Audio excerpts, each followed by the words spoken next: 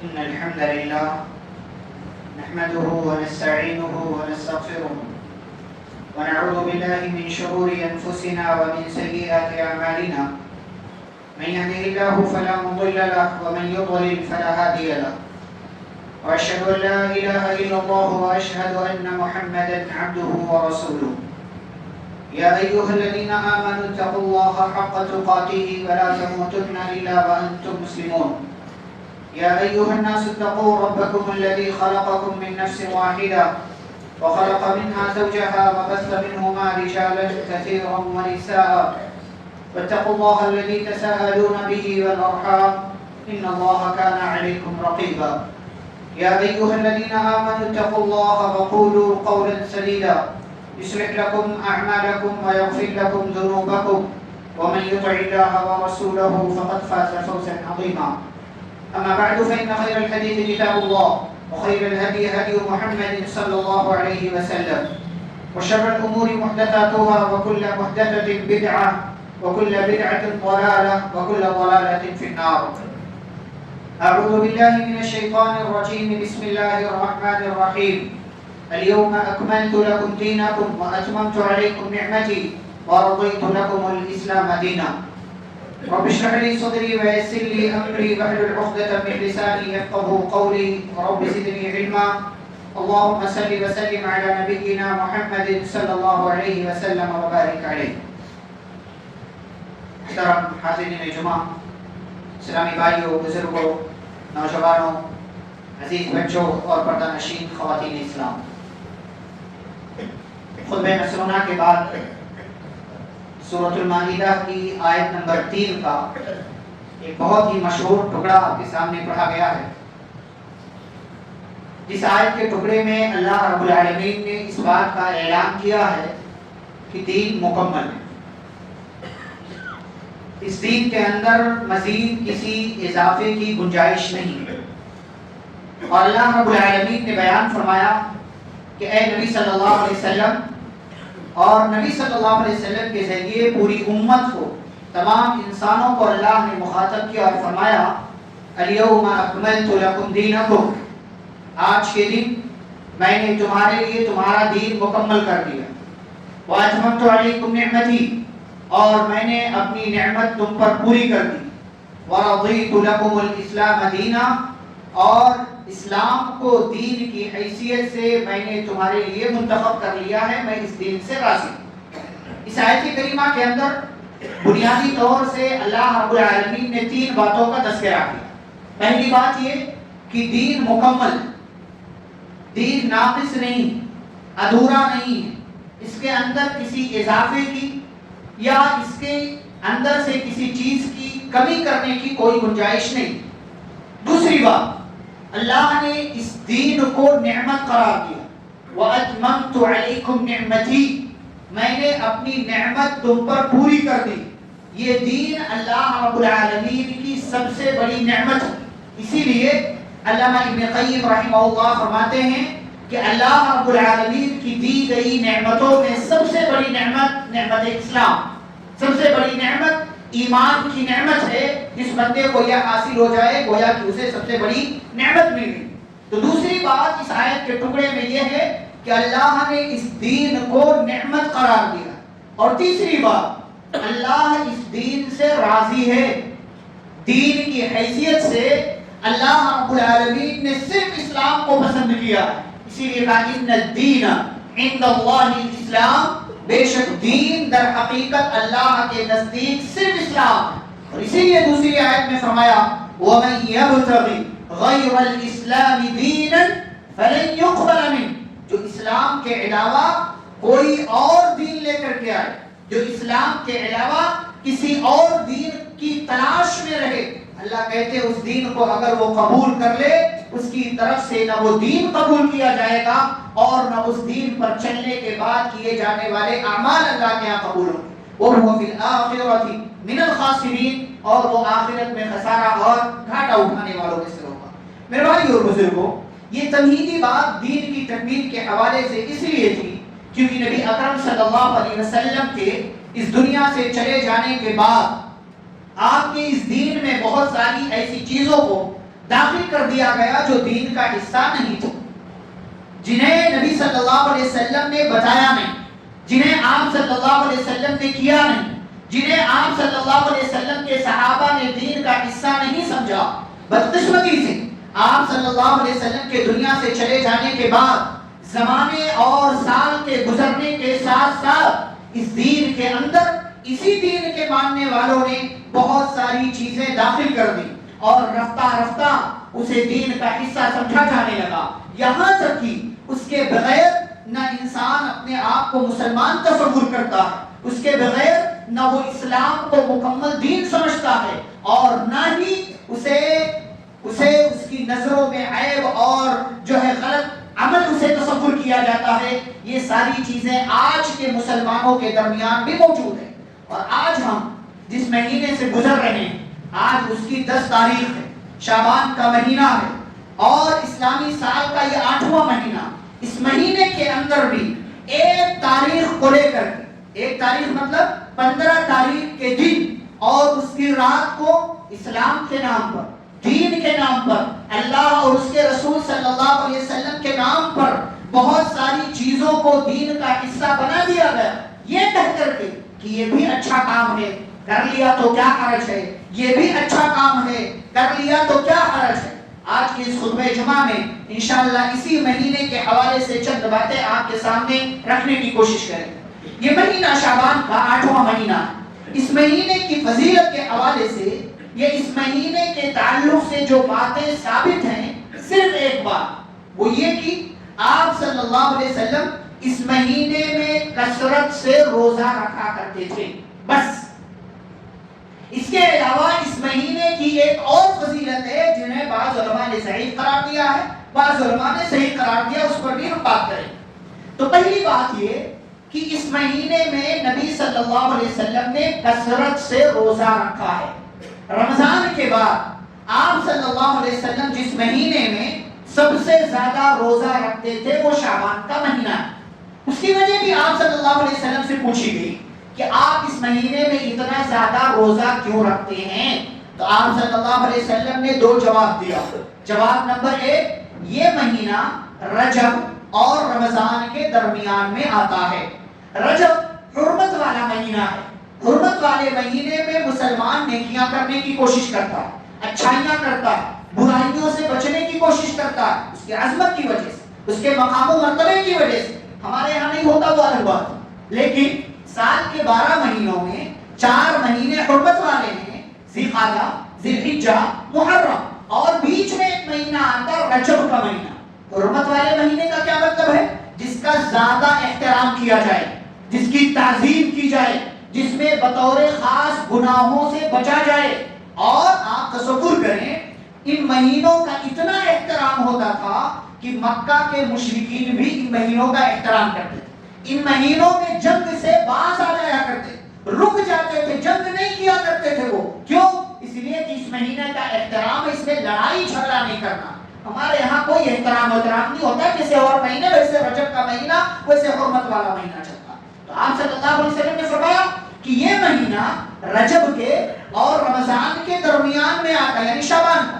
رجب میں بھی لوگ نیکیاں کرتے ہیں اور رمضان میں بھی نیکیاں کرتے ہیں۔ یہ بیچ والے مہینے میں غافل ہو جاتے ہیں، بھٹک جاتے ہیں، نیکیوں سے دور ہو جاتے ہیں، اچھائی کے کام کم کرنے لگتے ہیں۔ اسی لیے کہا کہ اس مہینے میں روزہ رکھتا ہوں تاکہ میں بھی غفلت کا شکار نہ ہو جاؤں۔ دوسری وجہ جو آپ صلی اللہ علیہ وسلم نے بتائی کہ اس مہینے میں بندوں کے اعمال اللہ کے سامنے، اللہ کے حضور پیش کیے جاتے ہیں، اور میں یہ چاہتا ہوں کہ جب میرا عمل پیش کیا جائے تو میں روزے سے رہوں۔ اس میں آپ صلی اللہ علیہ وسلم نے تاریخ نہیں بتائی کہ کون سی تاریخ کو پیش کیا جاتا، اس میں آپ نے بتایا کہ اس مہینے میں پیش کیا جاتا ہے، یعنی شعبان کے مہینے۔ یہ 2 بات ہے۔ اور بعض علماء نے ایک تیسری بات کہی ہے شعبان میں زیادہ روزہ رکھنے کی وجہ تاکہ آنے والا مہینہ رمضان ہے، رمضان کے روزے ہر بالغ عاقل مسلمان مرد و عورت پر روزے فرض ہیں رمضان کے، اس لیے شعبان میں روزہ رکھ کر کے رمضان کے روزے کی پریکٹس کر لی جائے، مشق کر لی جائے، تاکہ رمضان میں روزہ رکھنا آسان ہو۔ یہ 3 وجوہات ہیں شعبان میں روزہ رکھنے کی، کثرت سے روزہ رکھنے کی۔ ہمارے یہاں اس مہینے کی اس حوالے سے ہم کتنی عزت کرتے ہیں۔ آج 10ویں تاریخ ہے، ان 10 تاریخوں میں سے ہم مسلمانوں میں سے، میں بھی اس میں شامل ہوں، سوچنا چاہیے کہ ہم نے روزے کتنے رکھے۔ آپ صلی اللہ علیہ وسلم نے اس مہینے میں کثرت سے روزہ رکھا۔ ہم اور آپ کتنے روزے رکھے ہیں اب تک؟ آپ 10 تاریخ ہے، اس کو بھی ملا لیں، 10 دن میں 1 روزہ 2 روزہ کئی لوگوں نے رکھا ہوگا الحمدللہ، لیکن اکثریت غافل ہے۔ یہی ایک بات ثابت ہے۔ دوسری بات جس کا میں نے تذکرہ کیا کہ بعض علماء نے کہا ہے کہ وہ صحیح ہے، بعض علماء نے کہا کہ وہ حدیث ضعیف ہے۔ کیا بات ہے وہ؟ آپ صلی اللہ علیہ وسلم کی حدیث ہے، آپ صلی اللہ علیہ وسلم فرماتے ہیں کہ شعبان کی 15 تاریخ کو، شعبان کی 15 تاریخ کو اللہ رب العالمین ہر اس بندے کی مغفرت کا اعلان کرتا ہے جس نے اللہ کے ساتھ کسی کو شریک نہیں کیا ہے، اور اللہ کہتا ہے سارے بندوں کو میں معاف کرتا ہوں سوائے اس کے جو شرک کرنے والا ہے اور ان 2 لوگوں کے جن کے درمیان کینہ ہے، بغض ہے، حسد ہے، جلن ہے۔ یہ روایت بعض علماء نے کہا صحیح ہے، بعض علماء نے کہا کہ ضعیف ہے۔ آگے ہم اس پر بات کریں گے کہ اگر اس روایت کو ہم صحیح بھی مان لیں تو اس سے کیا نتیجہ نکالا جا سکتا ہے۔ یہ بات ہو گئی ثابت ہونے کے تعلق سے۔ اب آئیے دیکھتے ہیں کہ اس مہینے میں ہمارے یہاں مسلمانوں کے یہاں کون کون سی بدعتیں انجام دی جاتی ہیں۔ شعبان کی فضیلت میں بات آ گئی، شعبان میں کرنا کیا ہے، سنت عمل کیا ہے، زیادہ روزہ رکھنا، یہ بھی بات آ گئی۔ اب شعبان کی بدعتیں کیا ہیں جو مسلمانوں نے ایجاد کرنی ہے؟ فرمایا سب سے پہلی بدعت وہ یہ ہے کہ شعبان کے غلط فضائل بیان کرنا۔ شعبان کی فضیلت میں بہت دفعہ حدیثیں کر لی ہے لوگوں نے، بہت دفعہ جب صحیح حدیث نہیں ملی تو لوگوں نے اپنے مسلک کی ترویج، اپنے امام صاحب کی بات کو ثابت کرنے کے لیے حدیثیں تک کر لی گئی، ضعیف حدیث تک کا سہارا لیا گیا۔ یہ نہایت خطرناک ہے، اور نبی صلی اللہ علیہ وسلم نے فرمایا من کذب علی متعمدا فلیتبوأ مقعدہ من النار، جو مجھ پر جان بوجھ کر کے جھوٹی بات کہے وہ اپنا ٹھکانہ جہنم میں بنا لے۔ یہ عام صلی اللہ علیہ وسلم کی حدیث ہے۔ تو شعبان کی غلط فضیلتیں بیان کی جاتی ہیں۔ دوسری بات، دوسری بدعت اس مہینے کی وہ ہے شب برات۔ اب شب برات کیا ہے؟ اس کا اپنا یہ نام ہی یہ بتا رہا ہے کہ میڈ ان انڈیا ہے، اس کا عربوں سے کوئی تعلق نہیں۔ نبی صلی اللہ علیہ وسلم کے آپ دیکھیں کہ آپ کو احادیث میں یہ لفظ کہیں نہیں ملے گا، لیلۃ البراءۃ یعنی براءت والی رات، جسے اردو میں ہم شب برات کہتے ہیں، یہ لفظ کہیں نہیں ملے گا آپ کو۔ لیکن ہمارے ہاں تصور ہو گیا ہے شعبان کی 15 تاریخ کی جو رات آتی ہے، یعنی آپ کے اس زمانے کے اس دور کے حساب سے مان لیں منگل کے دن جب سورج ڈوب جائے گا اس کے بعد جو تاریخ شروع ہوگی وہ 15 تاریخ ہوگی، اس ہفتے میں، آنے والے ہفتے میں۔ اب یہ جو رات شروع ہوتی ہے اسے شب برات کہتے ہیں، برات والی رات۔ کیا کیا کیا جاتا ہے اس میں؟ پہلا کام جاگنا، پوری رات جاگ، شب بیداری جیسے ہم تاخراتوں میں کرتے ہیں رمضان کے آخری عشرے کی، یہ 15 شعبان کی رات کو جاگنا۔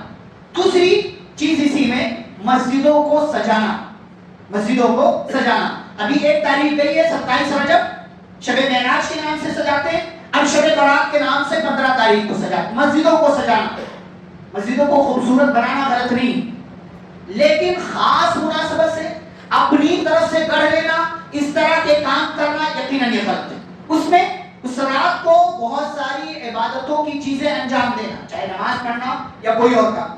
اسی میں بعض لوگ اعتکاف بھی کرتے ہیں، جو کہ اپنے آپ میں 15 شعبان کی رات کو خاص کر کے اعتکاف کرنا، اس کے پیچھے نیت رکھنا کہ اللہ رب العالمین جہنم سے آزاد کر دے گا، میں بری ہو جاؤں گا، یہ غلط عقیدہ ہے۔ ساتھ ہی ساتھ ایک اور عمل کیا جاتا ہے، دعاؤں کا خصوصی اہتمام۔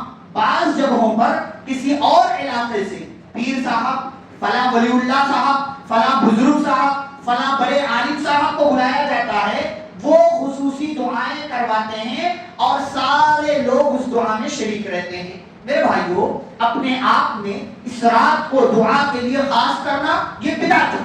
دوسری بات، کوئی دعا کرے، دعا کی مجلس قائم ہو، سارے لوگ آمین کہیں، یہ بھی پیارے نبی صلی اللہ علیہ وسلم کا طریقہ نہیں۔ آپ کوئی ایک مجلس بتائیں صحابہ کی کہ صحابہ بیٹھے ہوں اور نبی کریم صلی اللہ علیہ وسلم دعا کر رہے ہیں. یہ تو رمضان کے آخری عشرے کی طاق راتوں میں بھی عمل نہیں ہوا کہ نبی صلی اللہ علیہ وسلم دعا کر رہے ہو, سارے لوگ آمین کہہ رہے ہو یا دعا کی مجلس آئی ہو. تو یہ ایک اچھا اس عمل کو دلیل کہاں سے بناتے ہیں؟ وہی والی دلیل کہ اللہ رب العالمین اس رات کو سارے لوگوں کو معاف کر دیتا ہے, سارے لوگوں کو معاف کر دیتا ہے. اور اللہ صرف مشرک کو معاف نہیں کرتا اور دو لوگوں کے درمیان کینہ حسد جلن ہے ان کو معاف کرتا, باقی سارے لوگوں کو معاف کر دیتا ہے.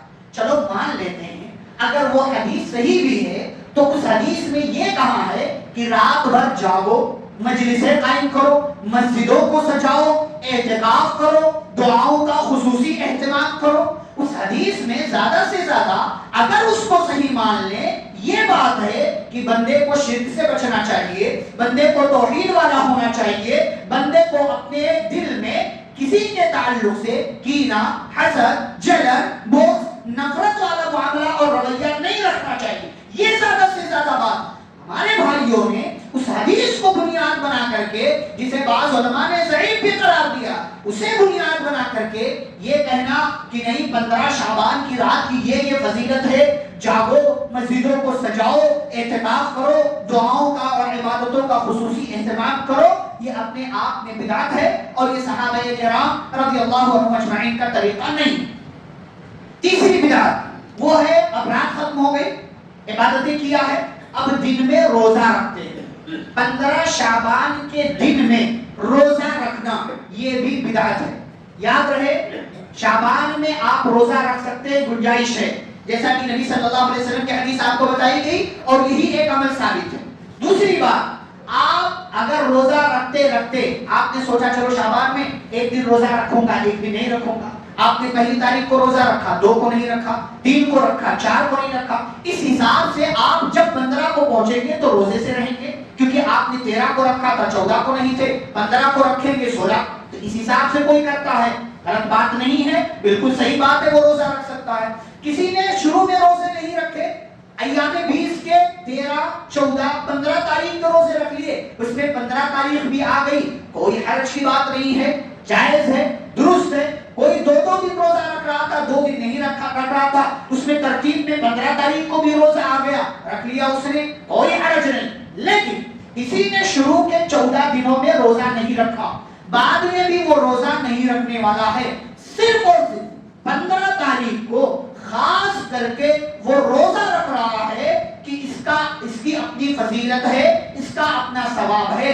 یاد رہے کسی دن کو خاص کر کے روزہ رکھنا یہ نبی صلی اللہ علیہ وسلم کی تعلیم کے خلاف ہے. خاص کر کے اسی دن روزہ رکھیں گے جس دن کے بارے میں نبی صلی اللہ علیہ وسلم نے بتایا ہے, جیسے ایام 20 کے روزے ہیں, عاشورہ کے روزے ہیں, یوم عرفہ کے روزے ہیں, یا اور کسی طرح کا کوئی معاملہ آ گیا, سبب بن گیا, اس دن روزہ رکھ لیا آپ نے.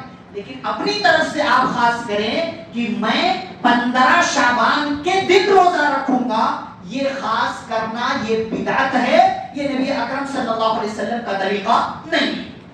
کچھ ہمارے لوگ اپڈیٹ ہو گئے, اسی لیے کہتے ہیں بدعت بانج نہیں ہوتی, ہر آئے سال اپ گریڈ ہوتی رہتی ہے, نئے بچے جنتی رہتی ہے. پہلے 2 ہی عید تھی, تیسری عید آئی, اب تو کئی عیدوں کا چلن ہو گیا ہے. اب بعض لوگوں نے 15 شعبان کو بھی, اس دن کو بھی عید کا نام دینا شروع کر دیا. کیوں؟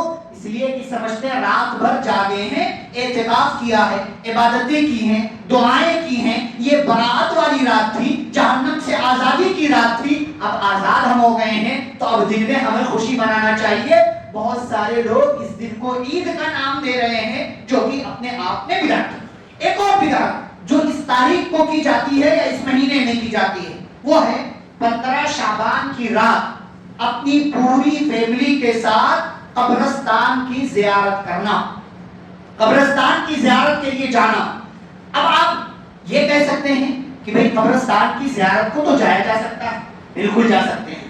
نبی صلی اللہ علیہ وسلم کی تعلیم بھی, آپ کی نصیحت بھی, آپ صلی اللہ علیہ وسلم کا فرمان بھی ہے.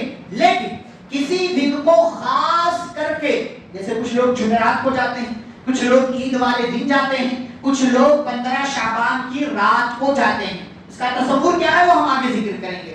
پوری فیملی کے ساتھ جاتے ہیں, اچھا دلیل کے طور پر کیا پیش کرتے ہیں کہ نبی صلی اللہ علیہ وسلم 15 شعبان کی رات کو آپ بقیع قبرستان یا احد قبرستان گئے تھے وہاں موجود لوگوں کی قبروں کی زیارت کرنے کے لیے. یہ دلیل دیتے ہیں. پہلی بات یہ دلیل صحیح نہیں, یہ حدیث صحیح نہیں. دوسری بات اگر اس حدیث کو صحیح مان بھی لیا جائے تو کیا نبی صلی اللہ علیہ وسلم 15 شعبان دیکھ کر گئے تھے کہ آج 15 شعبان ہے چلو جائیں گے؟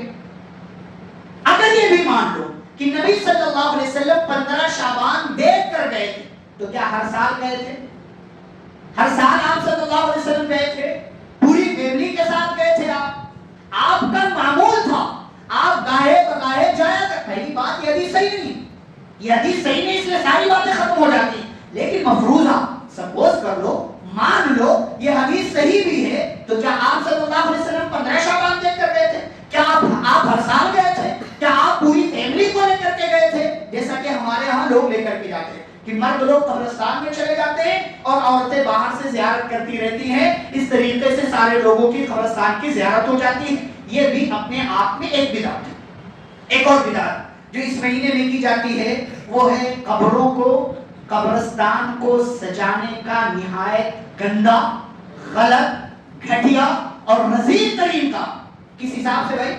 نبی صلی اللہ علیہ وسلم نے فرمایا كنت نهيتكم عن زيارة القبور فزوروها, میں نے تمہیں منع کیا تھا پہلے کہ جاؤ قبرستان کی زیارت کرنے سے, میں نے تمہیں منع کیا تھا فزوروها, لیکن اب اجازت دے رہا ہوں تم جا سکتے ہو. پہلے منع کرنے کے پیچھے کئی وجوہات تھی. جب وہ وجوہات وہ اسباب ختم ہو گئے تو آپ صلی اللہ علیہ وسلم نے صحابہ سے کہا جاؤ قبرستان کی زیارت کرو.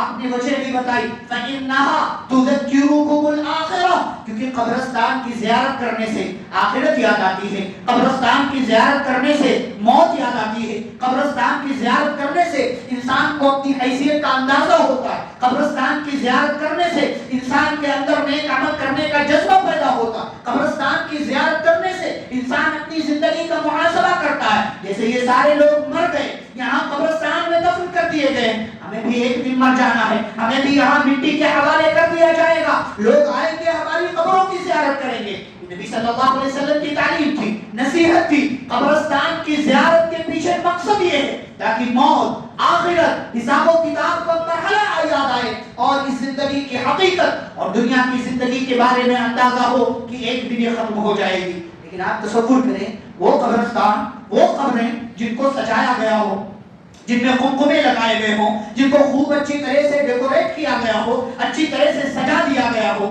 جیسے کسی دلہن کا بیڈ ہو, کسی دلہن کا بستر ہو, شب زفاف منانے والے دلہا اور دلہن کا کمرہ ہو, قبرستان کو اس طرح سے سجایا گیا ہو جیسے یہ قبرستان نہیں ہے, یہ قبر نہیں ہے, یہ عبرت کی جگہ نہیں ہے, بلکہ یہ خوشی منانے کی جگہ ہے, یہ جو ہے کسی شادی کا ہال نظر آ رہا ہے. میرے بھائیو یہ کتنی گندی بات, کتنا غلط عمل ہے کہ قبرستان کو عبرت کی جگہ بنائی گئی اور ہمارے یہاں لوگوں نے اسے زیارت کی جگہ بنا لیا ہے, وزٹ کرنے کی جگہ بنا لیا ہے. مقصد جو بھی ہو, لیکن یہ پیارے نبی صلی اللہ علیہ وسلم کا طریقہ نہیں ہے. آپ قبرستان کی صرف ایک بار, ہوتا کیا ہے اس رات میں زیارت کرنے, واللہ ایسے نظارے آپ کو دیکھنے کو ملیں گے کہ انسانی آنکھیں, انسانی دل حیران ہے کہ کیا یہ مسلمان ہے کہ جن کے نبی نے, جن کے پیغمبر نے, جن کے رسول صلی اللہ علیہ وسلم نے قبرستان کی زیارت کرنے کا مقصد بتایا تھا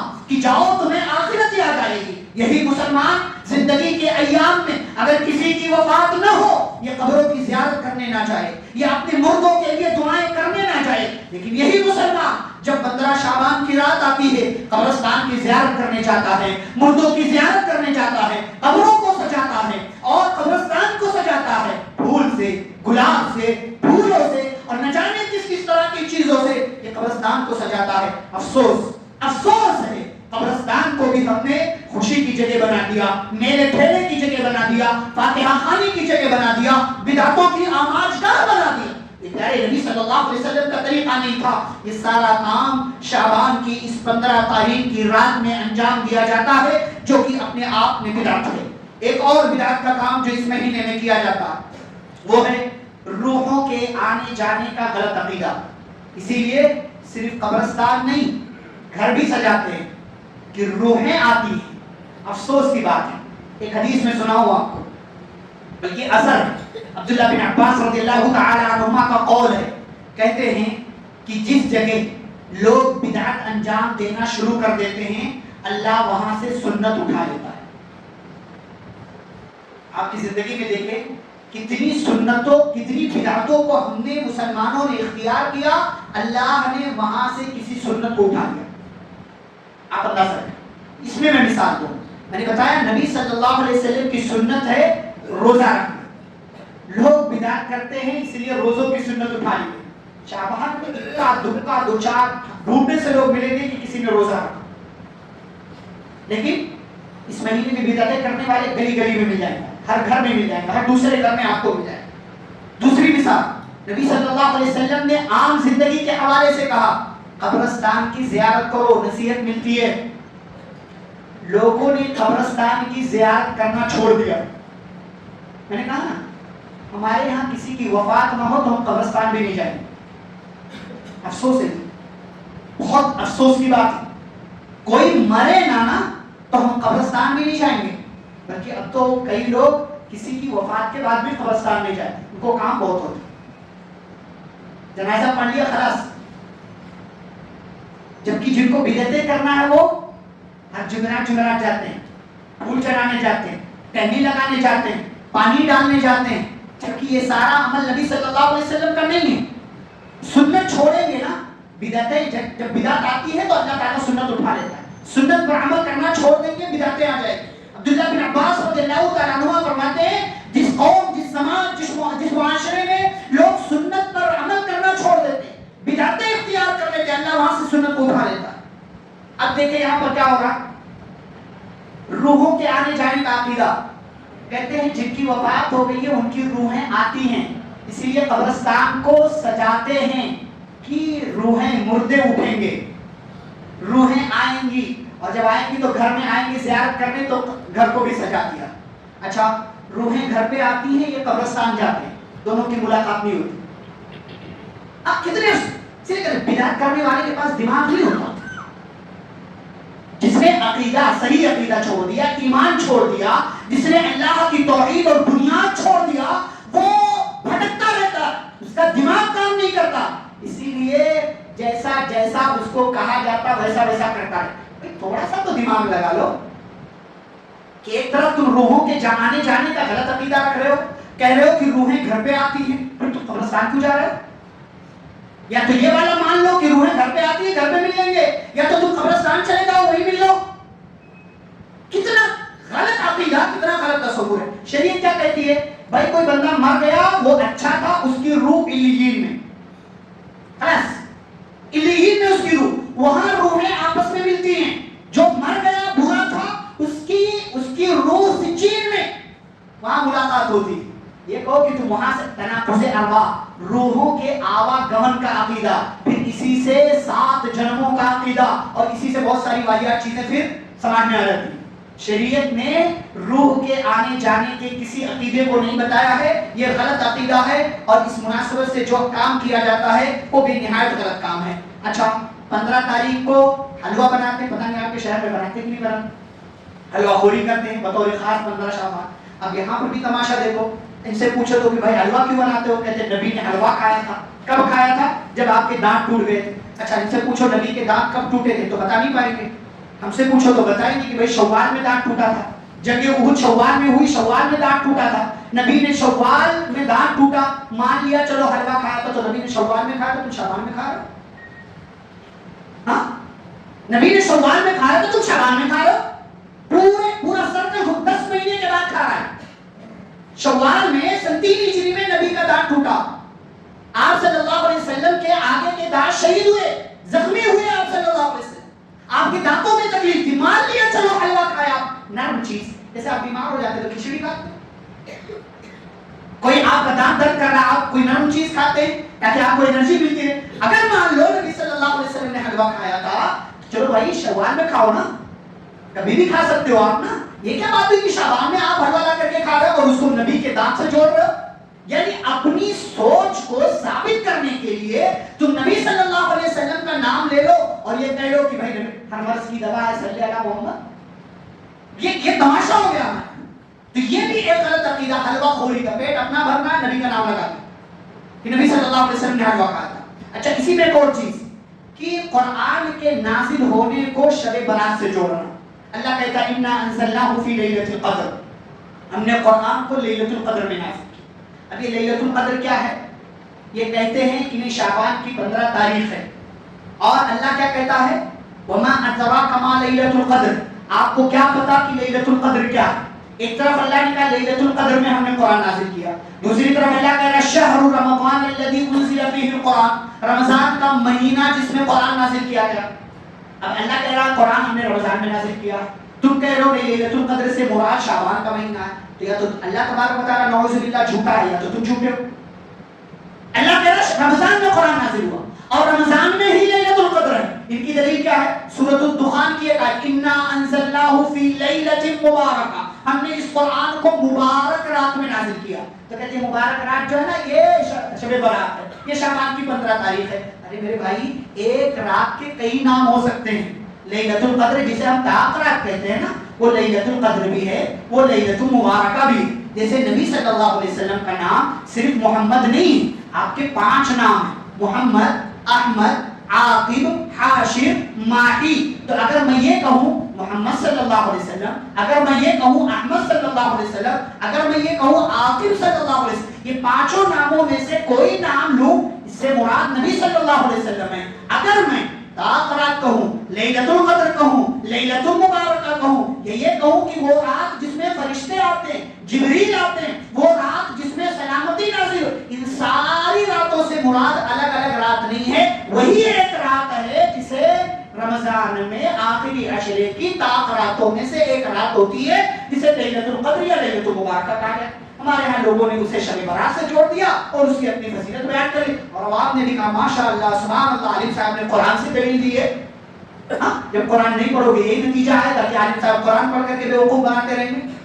آخری بات, اس مہینے میں صلاۃ الالفیہ پڑھنا, صلاۃ الالفیہ پڑھنا, ہزاری نماز. زندگی بھر نماز نہیں پڑھے ہو, نماز نہ پڑھنے والے کے لیے ایک آپشن ہے بھائی, اس رات میں 1000 رکعت, 1000 رکعت. سبحان اللہ, ایک رات میں پڑھیں گے کیسے بھائی 1000 رکعت, وہ پھر اٹھا بیٹھی ہوگی, 1 منٹ میں 2 3 4 رکعتیں ہوں گی.